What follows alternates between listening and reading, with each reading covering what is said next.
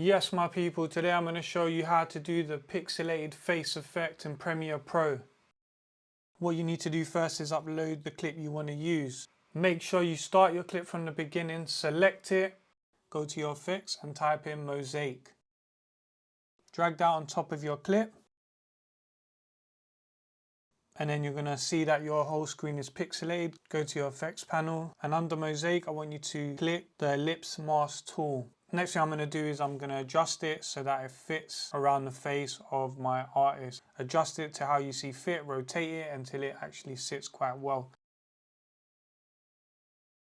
On your effects control panel, scroll down and you're going to look at horizontal blocks. Usually I bump it quite high, so anything above 50 or 60, but I'm going to go with 80 and I'm obviously going to do the same for the vertical block. And then I'm going to click sharp colors so that the effect is more distinctive and pixelated, as you can see. Next thing you're going to do is you're going to click the stopwatch to start a keyframe.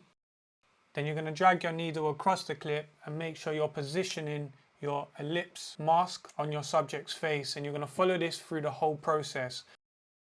It's that simple, yet that effective. Just make sure that you're rotating it and you're adjusting it as you go along. I'm going to speed this video up so you can see.